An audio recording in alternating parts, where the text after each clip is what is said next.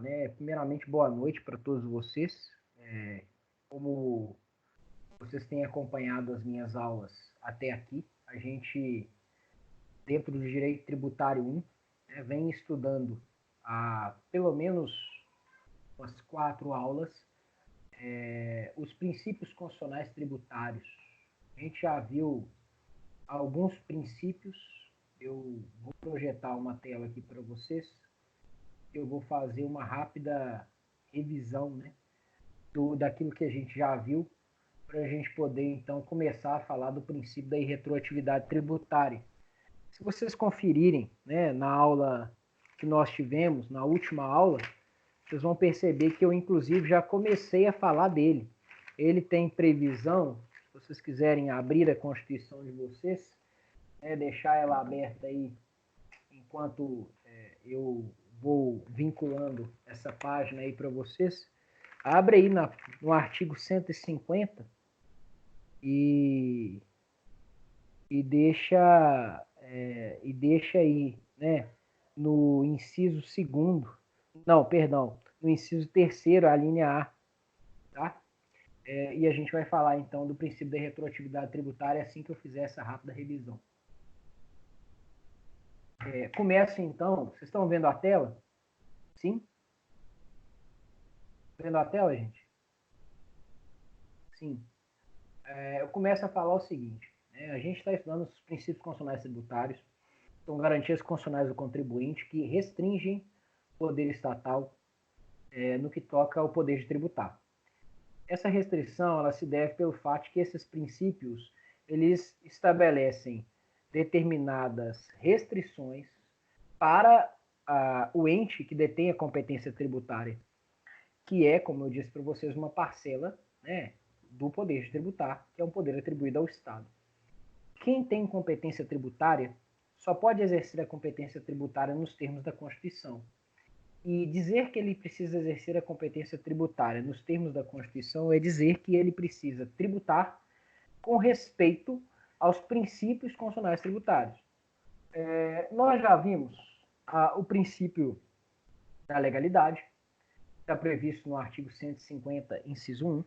Vimos que existem mitigações a esse princípio, mas que, em linhas gerais, esse princípio é um reflexo no campo do direito tributário, é o princípio da legalidade geral. Nós sabemos que, para a administração pública, o princípio da legalidade diz que a administração só pode fazer aquilo que a lei determina. E, no campo do direito tributário, o princípio da legalidade tributária diz que é vedada a instituição de tributo, a não ser por meio de lei. Mas, como eu disse para vocês, se vocês lerem o artigo 150, inciso 1º, o texto diz: é vedado exigir e aumentar tributo. E, por uma interpretação extensiva, a doutrina tributária diz também para diminuir. Porque, lembre-se, para conceder isenções, nós precisamos de lei. A isenção ela pode ser total ou pode ser parcial. Ela implica a redução do tributo. E até por uma lógica aqui, de coerência, se para aumentar o preciso de lei, para diminuir também, em nome da segurança jurídica. Tá certo? Mas há princípios extrafiscais que mitigam o princípio da legalidade tributária. Combinado? Depois estudamos o princípio da anterioridade tributária, que é, sem sombra de dúvida, aquele que traz mais desafios para a gente, é o mais complexo. Eu disse para vocês que esse princípio tinha previsão no artigo 150, inciso 3b e c, diz que ele tinha duas facetas, anterioridade anual e anterioridade nonagesimal. Expliquei que essas facetas se complementavam, na medida em que, em regra, a gente aplicaria a anterioridade anual e a anterioridade nonagesimal de forma conjugada, sempre com vistas a interpretar a lei e a sua incidência, a sua eficácia, melhor dizendo, de modo mais favorável ao contribuinte. Mas nós vimos, e há, de acordo com o parágrafo 1º do artigo 150, exceções à incidência da anterioridade anual, exceções à incidência da anterioridade nonagesimal e exceções à anterioridade como um todo, ou seja, atributos que não precisam respeitar nem a anterioridade anual, nem a anterioridade nonagesimal. Esses tributos, em regra, são os tributos de característica extrafiscal, pela sua excepcionalidade, por eles exercerem funções não meramente arrecadatórias, por fomentarem condutas ou inibirem condutas, né, nós, então, mitigaremos também o princípio da anterioridade tributária. A anterioridade, eu já vou destacar, não se confunde com irretroatividade. A anterioridade, você analisa para frente. Eu quero dizer, você analisa da data em que a lei foi promulgada para frente, a data em que ela começará a gerar efeitos. Porque com a anterioridade a gente tem uma suspensão da eficácia, no sentido de que ela só vai gerar, a lei que instituiu ou aumentou o tributo, ela só vai gerar efeitos passado um determinado prazo. Esse prazo pode ser de 1 ano ou ele pode ser de 90 dias. Não necessariamente 1 ano, como eu destaquei para vocês, porque ele pode exigir que a lei comece a gerar efeitos no próximo exercício financeiro, respeitado pelo menos o limite mínimo de 90 dias, né, que é uma interpretação conjugada da anterioridade anual com a anterioridade nonagesimal. Já a irretroatividade, que é o princípio que nós vamos estudar na aula de hoje, ele está preocupado o quê? Com a data da vigência da norma para trás. O princípio da irretroatividade pretende evitar que fatos geradores anteriores à incidência da lei sejam tributados. Por quê? Pelo simples fato de que eles não são fatos verdadeiramente geradores da tributação. Porque o fato gerador, ele só vai ser assim chamado a partir do momento em que houver a previsão abstrata na lei de uma hipótese de incidência do tributo. O fato gerador nada mais é do que a concretização fática daquela hipótese de incidência abstratamente prevista na lei.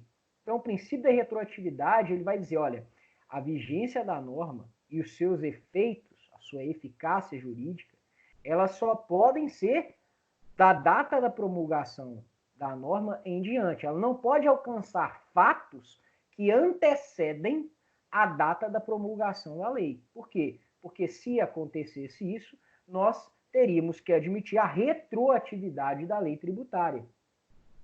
Eu ia perguntar isso hoje, a diferença entre fato gerador e hipótese de incidência. Ficou claro? Na verdade, é porque eu ainda não tinha explicado essa distinção. Tá? Eu aproveitei a oportunidade hoje para explicar. Mas ficou claro agora? Hein, Karina? Você entendeu? Mais ou menos. Ainda não entendi exatamente, não. Porque, Tá. assim... Pode falar. Não, é só isso, porque ficou difícil de entender qual que é a diferença, porque para mim seria mais ou menos a mesma coisa. É o que justifica a cobrança do imposto. Tá, então vamos por partes. Na prática, explica de novo, também não entendi muito bem. Tá, então vamos lá. Na prática, hipótese de incidência e fato gerador dizem respeito à mesma coisa. E é exatamente aquela situação fática que, uma vez concretizada, gera a obrigação de pagar tributo. Na prática, não há distinção. Agora, dogmaticamente, ou seja, para fins teóricos, existe uma diferença que é a seguinte. Você falaria de hipótese de incidência quando você estivesse analisando a norma em abstrato. Ou seja, você não está aferindo uma situação de fato concreta. Você não está, por exemplo, analisando se o Bernardo, ao dar a aula, auferiu renda. Você está analisando a norma em abstrato, que diz todo aquele que auferir renda pagará tributo. Essa é uma hipótese de incidência. A hipótese de incidência concretizada no mundo dos fatos, nós damos o nome de fato gerador. Entendeu? É uma distinção mais dogmática. Quando você está falando da situação concreta da tributação, você vai necessariamente usar a expressão fato gerador. Quando você está analisando a norma em abstrato, você usa hipótese de incidência. Entenderam a diferença? Ficou claro? Entendi. E aí? E você, era a Karine que não tinha entendido e o Vitor, né? Entendeu, Vitor? Sim ou não? Entendi.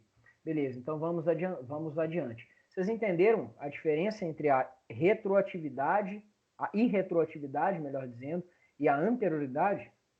A anterioridade está preocupada com a edição da norma para frente. Irretroatividade está preocupada o quê? Com o fato de a norma não atingir fatos anteriores ao início da sua vigência. Então está preocupada com o passado. Beleza? Sim? Coloca aí para mim. Sim, temos avançar. Sim, gente? Podemos. Ótimo. Além da anterioridade, vimos o princípio da isonomia. Não vou me alongar muito aqui na explicação da isonomia, porque a gente já gastou 2 aulas com isso. Lembre-se apenas o seguinte, é também o princípio que tem previsão genérica no artigo 5º, que exige um tratamento dos iguais igualmente e dos desiguais desigualmente, na sua faceta geométrica, e também um tratamento que seja isonômico nos termos da lei, ou seja, que nós respeitemos as pessoas como iguais, mas também que nós não criemos privilégios odiosos por meio da lei. Então, no campo do direito tributário, o princípio da isonomia diz que... Bernardo, poderia falar um pouco mais perto do microfone? Tá. Peraí, só um minutinho, deixa eu ajustar aqui.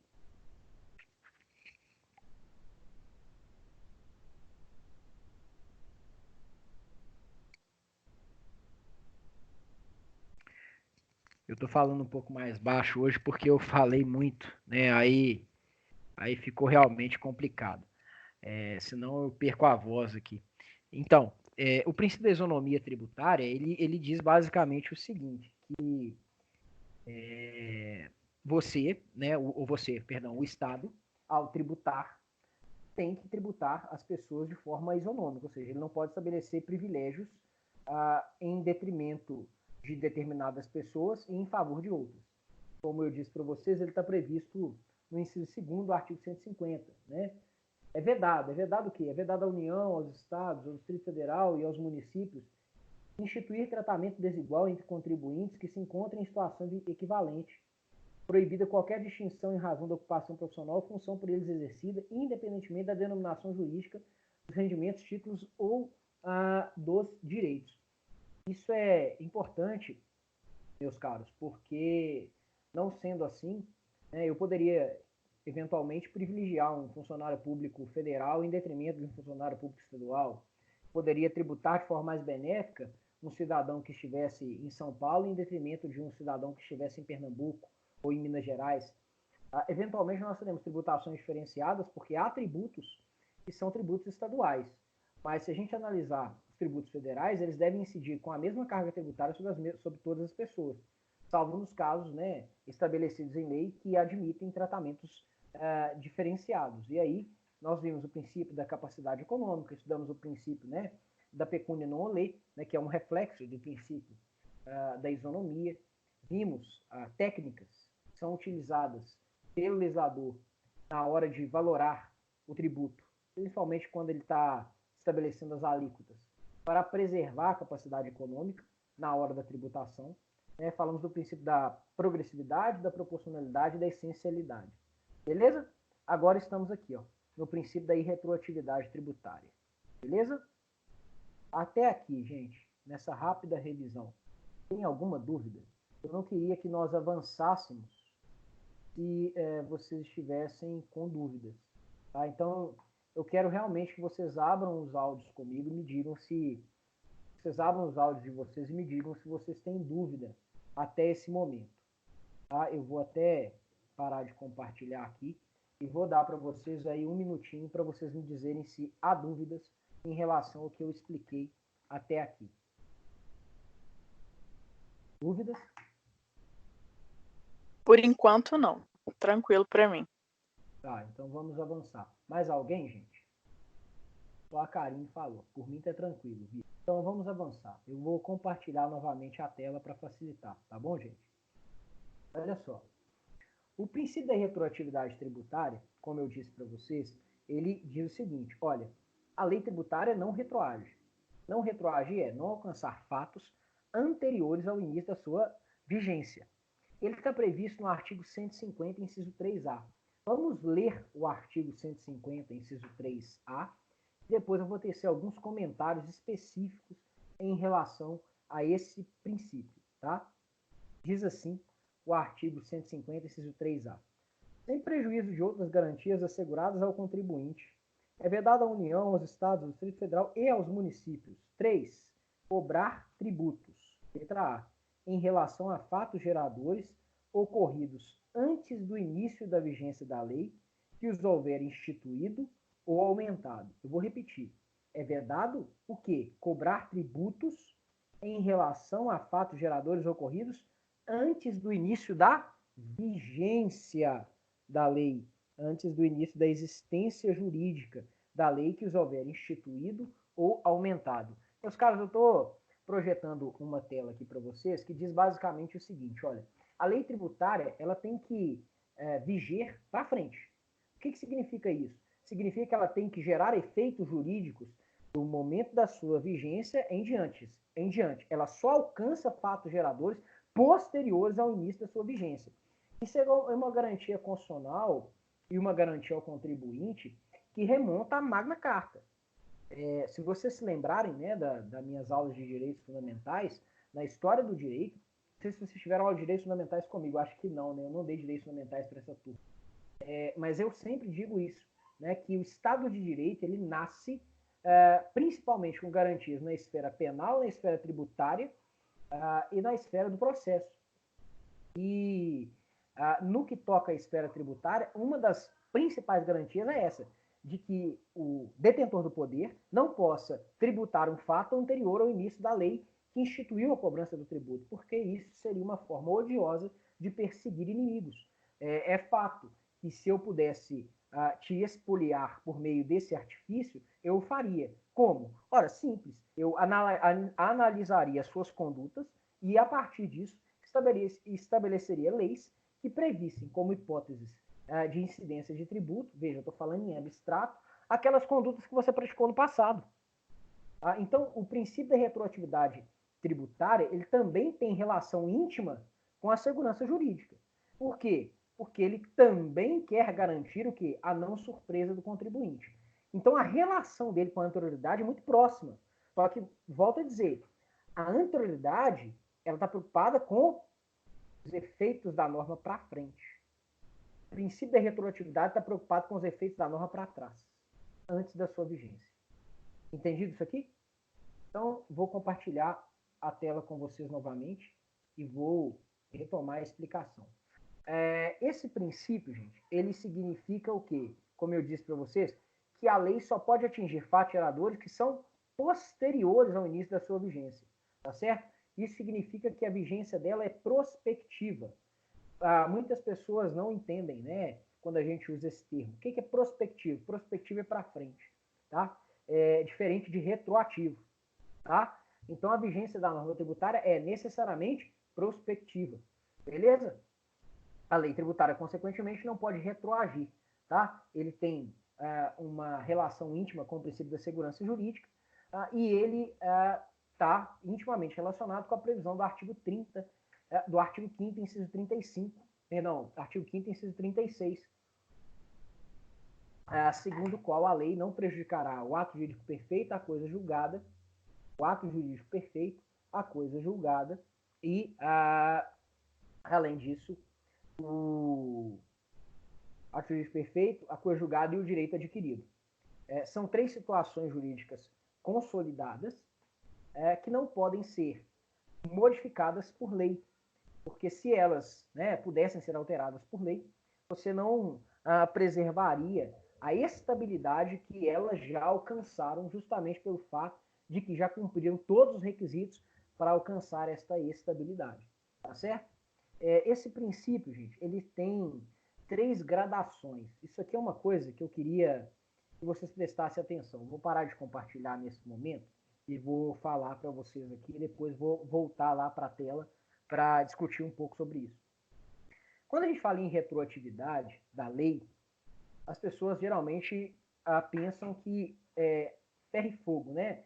olha, só tem um nível de gradação para irretroatividade, mas não é bem assim, tá? Você tem 3 níveis, e esses 3 níveis, eles geralmente são cobrados em prova, mais em prova de direito constitucional até, mas eu não vou me furtar em debatê-los aqui com vocês, tá? Que níveis são esses? Os níveis são, se vocês quiserem anotar, antes da gente começar a discuti-los, nível máximo, nível médio e nível mínimo. Eu vou repetir. O princípio da irretroatividade, ele tem níveis de incidência. Nível máximo, nível médio e nível mínimo. Tá? Agora eu vou projetar para facilitar vocês a acompanharem o que eu estou dizendo. Tá? Estão conseguindo ver a tela? Sim ou não? Sim. Olha aqui, ó. O princípio da retroatividade ele tem 3 níveis de graduação, ou graduações, né? Máxima. O que é a retroatividade máxima? Quando a retroatividade é máxima,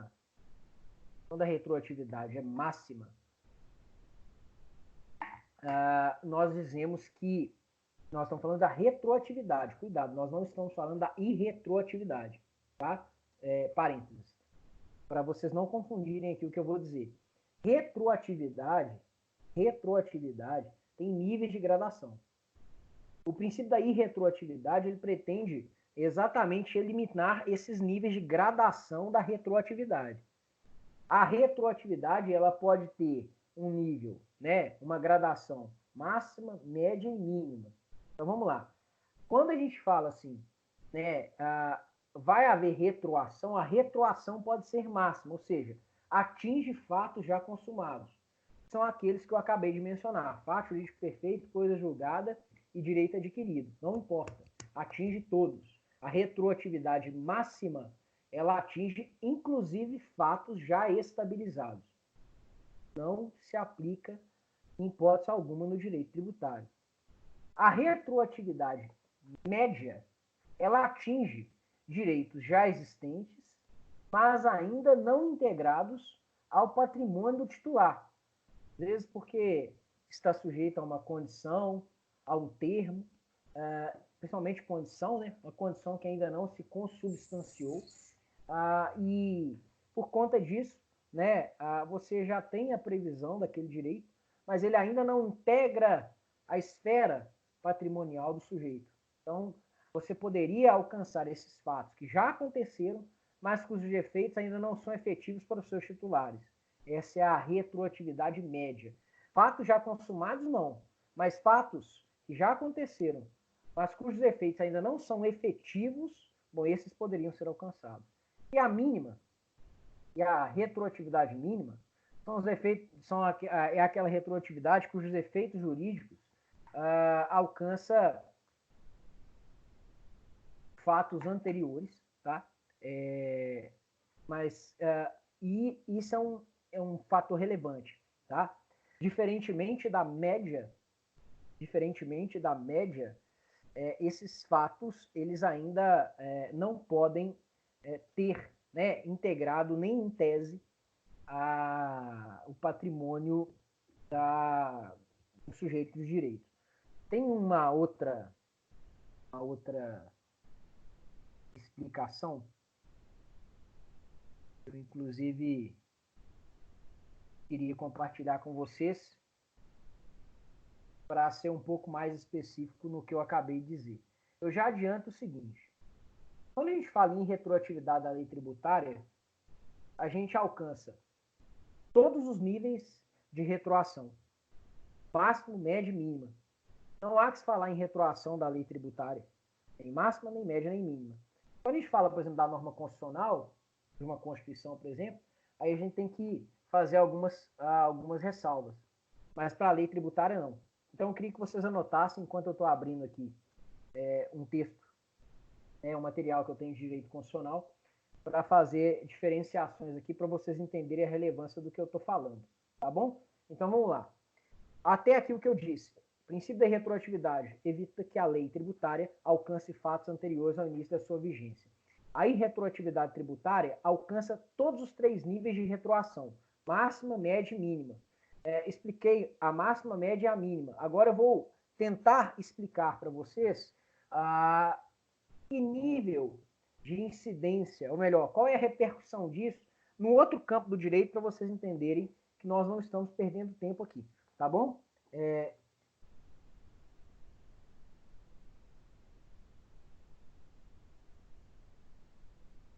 No direito constitucional, no direito constitucional, nós falamos também em grau de retroatividade. A máxima, né, restitui às partes ao status quo. A média, a lei nova retroage para atingir os efeitos pendentes do ato jurídico, mas que, aqui, ó, efeitos pendentes de atos jurídicos verificados antes dela. E a retroatividade mínima, temperada ou mitigada, a lei nova incide imediatamente, de modo que não alcança fatos pretéritos nem fatos pendentes, mas apenas fatos futuros consumados após a entrada em vigor. É aquela coisa assim, a lei nova, que reduz taxa de juros, aplica-se imediatamente aos efeitos dos contratos que já consubstanciaram, tá, após a entrada em vigor. Alcança parcelas vincendas, por exemplo. Né? O que eu quero dizer? Você tem um contrato, há parcelas estabelecidas em relação àquele contrato, elas ainda não aconteceram, a lei foi editada e ela vai alcançar essas parcelas vincendas. Bom, o que eu quero dizer para vocês é o seguinte: em relação ao direito constitucional, uma lei nova, ela respeita atos consolidados, direito adquirido, ato jurídico perfeito e coisa julgada. Ela não possui, em regra, o quê? Retroatividade média, máxima ou mínima. Existem exceções. Exceções. A retroatividade benéfica da lei penal e a exceção número 2. Olha só. Uma lei que altera situações jurídicas ou institucionais, ela possui aplicação imediata. Um exemplo. A lei que criou o Plano Real, por exemplo. Ela mudou todo o regime atinente ao direito monetário brasileiro. Essa lei tem aplicação imediata, ela alcança os efeitos futuros de contratos entabulados no passado. Então, imaginem, por exemplo, que você tivesse firmado um contrato de trabalho que você fosse receber em dólar. O dólar estava nas alturas. Quando instituiu-se o Plano Real, você teve uma equiparação da forma de valorização das moedas, da forma de valoração das moedas, e aí você teve uma queda do valor do dólar. Imagine que você que ia receber em dólar ia receber um valor grandioso, né? Como fosse hoje, por exemplo, um valor grandioso, né? E aí você passaria a receber menos. E muitas pessoas começaram a dizer que aquilo era direito adquirido, mas o que o Supremo entendeu é que não era, tá certo? Emenda à Constituição possui retroatividade mínima, pois alcança efeitos futuros vincendos posteriores à entrada em vigor. Ele ainda não se consubstanciou, tá? Mas ele diz respeito a situações pretéritas, que ainda não, situações pretéritas cujos efeitos ainda não se consubstanciaram, que fique bem claro. Por isso, retroatividade mínima, tá? Situações pretéritas cujos efeitos ainda não se consubstanciaram. E uma nova Constituição? Bom, uma nova Constituição, ela não necessita respeitar direito adquirido, coisa julgada ou ato jurídico perfeito. Ela tem retroatividade máxima, se expressamente dispõe nesse sentido. No entanto, ela possui retroatividade mínima se ela não diz nada. Se ela não diz nada, ela só alcança fatos futuros ou efeitos de fatos passados que ainda não se consubstanciaram. Fechei o parênteses. Vamos voltar para o direito tributário. O que eu quero dizer em relação a mínima, efeitos jurídicos de fatos anteriores, é isso mesmo. O que eu quero dizer em relação à lei tributária é a lei tributária, ela tem como princípio básico retor daquele Estado que exerce o poder de tributar, o princípio da irretroatividade. Ou seja, por conta do princípio da irretroatividade, entenda, os fatos anteriores não serão alcançados. Isso impede a retroatividade máxima, que prejudica situações consolidadas, a retroatividade mínima, que diz respeito a uma situação cuja estabilidade ainda não se operou, e também atinge aquelas situações cujos efeitos são futuros, mas cujos fatos são pretéritos. Então, a lei tributária necessariamente só gerará efeitos prospectivos. Tá certo? Além disso, dando um passo além, não sei se ficou claro isso aqui, isso é um pouco confuso mesmo, até mesmo para a gente que estuda com detalhes isso, tá? Se não ficou claro, pode me interferir aí que eu repito o que vocês quiserem. Vocês entenderam que a retroação tem níveis? Ficou claro isso? Entendi. Vocês entenderam que no campo na seara tributária, esses níveis não são admitidos, nem o máximo, nem o médio, nem o mínimo? Entenderam, gente? Me deixa falando sozinho aqui não, senão eu fico desesperado. O grau médio atinge a estabilidade que não se operou? Não, na verdade o grau médio ele atinge situações que não se estabilizaram. É aquela coisa assim, você já exerceu determinadas condições para que a consequência jurídica se opere, mas não todas. Então, a retroatividade média atinge essas hipóteses, porque elas ainda não se estabilizaram. Por isso que ela não é máxima. Beleza? Sim? Vamos, gente, fala comigo, vocês estão calados demais hoje. Então, são fatos passados e efeitos futuros. Não necessariamente, Sandra, porque senão você confunde com a mínima. Olha só, são fatos passados com efeitos que não necessariamente são só futuros, porque você poderia imaginar situações em que os efeitos são pendentes. Por exemplo, parcelas vincendas. Isso você enquadra na retroatividade mínima. Mas pensa na seguinte situação, deixa eu tentar dar um exemplo aqui para ficar mais claro. Deixa eu ver se eu consigo te explicar. Pensa na seguinte situação, tá? Você para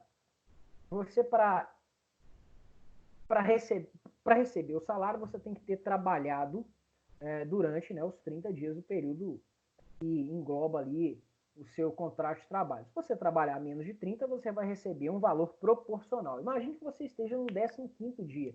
Você ainda não tem direito à remuneração pelos 30 dias, mas você já tem direito à remuneração pelos 15 dias. A retroatividade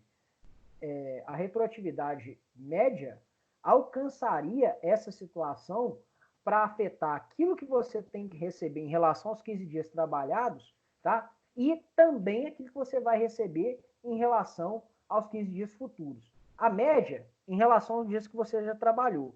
A mínima em relação aos dias que você ainda vai trabalhar. Mas veja, você ainda está no mês. Ou seja, nós não estamos falando de parcelas necessariamente vincendas. Por quê? Nós estamos no curso do contrato de trabalho. Então, no curso do contrato de trabalho, o seu direito a receber os 30 dias ainda não se consubstanciou. Então, a retroatividade média alcançaria essa situação. Ficou claro? Sim ou não?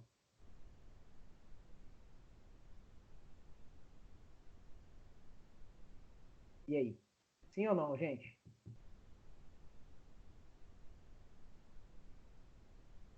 Pessoal, por mim tudo certo. Tá, então coloca aí para mim, porque senão eu vou ficar meio aqui no vácuo, né? Então vamos avançar. Vamos avançar. A Sandra caiu, eu estava explicando para ela, agora ela tinha caído. Sandra, você pegou a explicação? Sim? Desculpe-me. Pegou a explicação ou não? Eu dei a explicação do contrato de trabalho para diferenciar. Ouço depois. Tá, mas só para concluir, então. É como se você tivesse dentro de uma relação trabalhista em vigor, já tivesse trabalhado metade dos meses e a lei alterasse os requisitos, por exemplo, que influenciassem na sua remuneração. Tá? Como você ainda não trabalhou os 15 dias seguintes, você poderia imaginar, né, que nós estivéssemos falando de parcelas vincendas. Mas como eu estou analisando uma situação concreta de um contrato em vigor, na verdade você ainda não adquiriu o direito de receber por aqueles dias. Então a gente teria nessa hipótese uma retroatividade média. Tá? volto a dizer, ó, ela atinge direitos já existentes, mas ainda não integrados ao patrimônio do titular. Se você já trabalhou, você tem direito de receber os 15 dias. Se você trabalhou. Então, se você ainda não recebeu, né, isso já é direito, mas não integrou o seu patrimônio. Tá bom? Bom, vamos lá. Vamos adiante. O princípio da retroatividade, gente, ele se atrela à criação e aumento de tributo, não havendo menção expressa à sua aplicação em relação à redução e dispensa. Esse princípio, ele encontra respaldo também no CTN. Eu queria que vocês abrissem para mim o artigo 144 do CTN. Vai lá, no 144 do CTN para mim. Abre aí para mim, artigo 144 do CTN.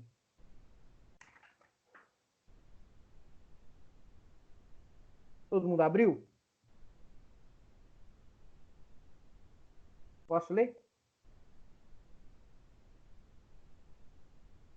Então eu vou ler aqui, ó. 144. Fala do lançamento. O lançamento reporta-se à data de ocorrência do fatirador da obrigação e rege-se pela lei então vigente, ainda que posteriormente modificada ou revogada. Então, o lançamento tributário, ele tem efeito declaratório e ele admite efeitos retroativos. Deixa eu te explicar isso com calma. Deixa eu projetar aqui para você.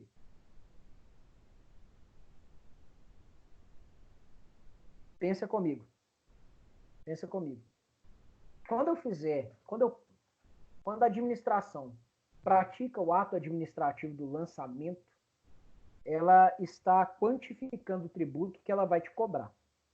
Imagine que ela está lançando um tributo cujo fato gerador ocorreu no início do ano.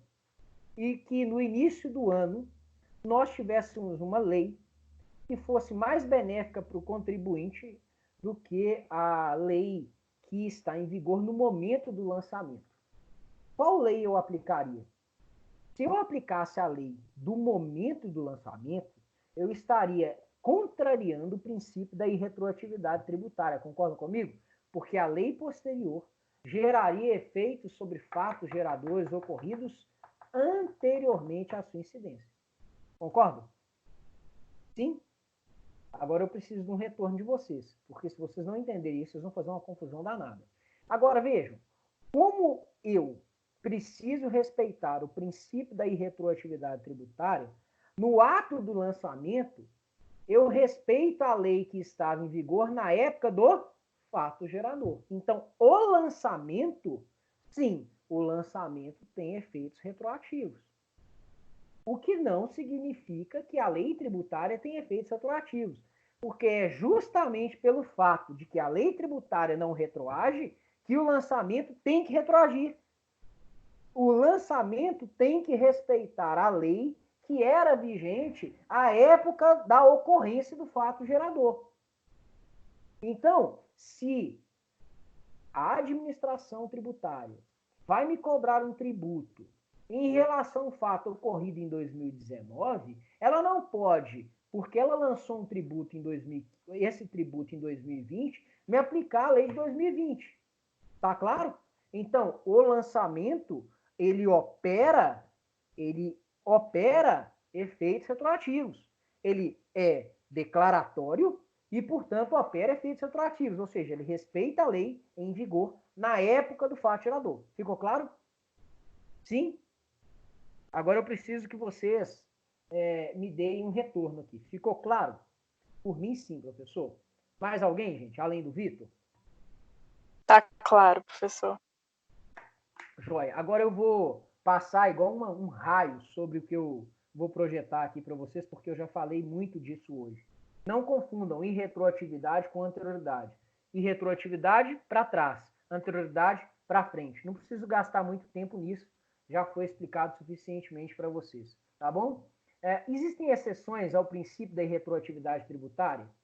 Bom, de acordo com o CTN, sim, mas a gente tem que tomar muito cuidado, porque as hipóteses excepcionais não são hipóteses de criação ou aumento de tributo. Então, a primeira coisa que você precisa entender. Quando a gente fala de retroação da lei tributária, nós não estamos considerando hipótese de instituição ou aumento de tributo. Nós estamos falando de outras situações, mais especificamente de duas. E eu vou falar delas aqui agora. A primeira é a hipótese das leis expressamente interpretativas. Para mim, o Código Tributário Nacional, no artigo 106, meus caros, abre lá, artigo 106 do Código Tributário Nacional. Abriu? Agora vamos ler o artigo 106. Diz assim, ó, a lei aplica-se a ato ou fato pretérito. Ora, se ela se aplica a ato ou fato pretérito, ela retroage. Perfeito? Nós estamos falando de uma lei do CTN. Agora, vamos lá. Aí, beleza, ótimo. Quem projetou foi o Vitor, né? Então, agora vamos interpretar os incisos. Quando é que ela se aplica a fatos anteriores ao início da sua vigência? Inciso 1. Em qualquer caso, quando seja expressamente interpretativa, excluída a aplicação de penalidade à infração dos dispositivos interpretados.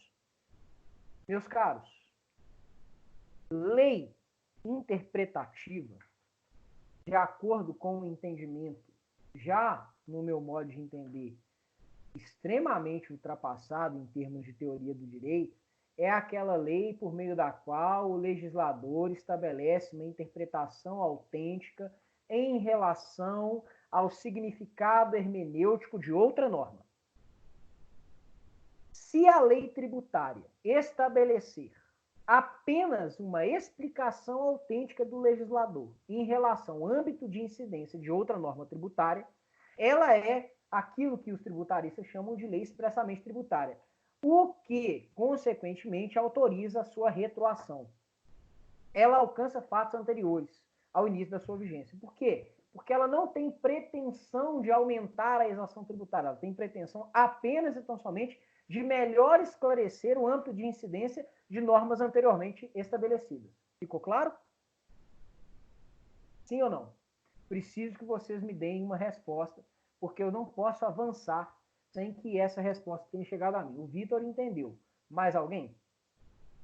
Mais alguém pode me dar um feedback aqui? Sim, não? Eu preciso de alguma indicação de vocês, meus caros, senão eu não vou avançar. Sandra, eu te ouço muito mal para te dar. Ué, Isabela, você está me ouvindo mal? Que estranho. Por que será? Né? Não era para estar me ouvindo mal, não. Tá? Sandra, eu te ouço muito mal para te dar uma resposta. Ué, Sandra, tá me ouvindo mal? Por que será? Não era para estar acontecendo isso, não. Tá? Não era a Isabela, não, era a Sandra. A Karina entendeu. Então eu vou continuar aqui. A segunda, né, hipótese de retroatividade diz assim, ó, inciso 2. Tratando-se de ato não definitivamente julgado. Letra A. Quando deixe de defini-lo como infração. B. Quando deixe de tratá-la como contrário a qualquer exigência ou ação ou omissão, desde que não tenha sido fraudulento e não tenha implicado em falta de pagamento do tributo. C. Que lhe comine penalidade menos severa que a prevista na lei vigente ao tempo de sua prática. Meus caros, o que é isso? É a letra B aqui, ó. Vocês estão acompanhando aí a projeção que eu estou colocando para vocês? Olha aqui. A lei tributária ela retroage para beneficiar o sujeito passivo quanto a infrações e penalidades. É uma mitigação ao princípio da irretroatividade da lei tributária. Eu volto a dizer, ela não está se referindo à hipótese de aumento ou de instituição de tributo. Ela está se referindo a uma hipótese de quê? De aplicação de penalidade. Vocês sabem que tributo não é penalidade. Vocês sabem que, no entanto, né, algumas condutas que ferem a legislação tributária implicam em penalidades. A questão é, se a lei estabelece uma penalidade no campo do direito tributário, essa lei não pode retroagir, salvo para beneficiar o réu. A analogia aqui clara em relação ao quê? Em relação ao direito penal. Tá certo? Ficou claro isso, gente? Ficou claro? Me deem um feedback aqui, porque eu acabei de explicar a segunda exceção. Agora eu vou fazer uma síntese em relação ao que eu falei até aqui. A lei tributária, ela não retroage para atingir situações que digam respeito apenas à lei meramente interpretativa ou para atingir situações em que penalidades são aplicadas ao sujeito que vai pagar o tributo, mas são penalidades mais benéficas para esse sujeito. Tá bom? Bom, peraí.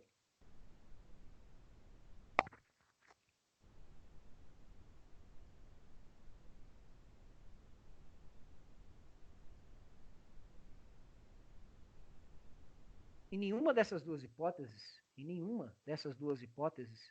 eu me referi à hipótese onde há aumento ou instituição de tributo. Tá certo? Veja, é o que diz aqui. Ó. Esse comando só se refere a infrações e penalidades e não ao tributo em si mesmo. A hipótese, né, do artigo 106, inciso 2, não está falando de hipótese tributária, porque tributo não é sanção. Vocês já viram isso comigo. Tá certo? Bom, isso aqui não preciso de falar, não. Depois eu vou retirar essa parte do resumo, porque ela não tem tanta relevância para nós assim. Tá?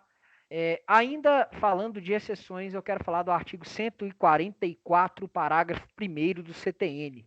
Tá? 144, parágrafo 1º do CTN. Você pode abrir comigo? Artigo 144, parágrafo 1º do CTN. Vai falar novamente de lançamento. Tá? Olha só. O lançamento reporta-se a data da ocorrência do fato gerador da obrigação e rege pela lei então vigente, ainda que posteriormente modificada ou revogada. Parágrafo 1º. Aplica-se ao lançamento a legislação que posteriormente à ocorrência do fato gerador da obrigação tenha instituído novos critérios para apuração ou processos de fiscalização, ampliando os poderes de investigação das autoridades administrativas ou outorgando ao crédito maiores garantias ou privilégios, exceto nesse último caso, para efeito de atribuir responsabilidade tributária a terceiros. Meus caros, isso aqui. Eu encerro a aula de hoje falando disso. Está projetado aí para vocês. Eu acho que vocês vão conseguir entender perfeitamente bem o que eu vou falar aqui agora. Uma lei tributária que estabeleça regras para fins de fiscalização tributária, normas procedimentais que aumentem o poder da administração tributária na fiscalização tributária, essa norma pode atingir fatos posteriores ao início da sua vigência. Ela não aumenta tributos, ela não institui tributos, mas ela amplia os poderes da administração no que toca à fiscalização tributária. Isso é outra exceção ao princípio da irretroatividade. O volume ficou baixo.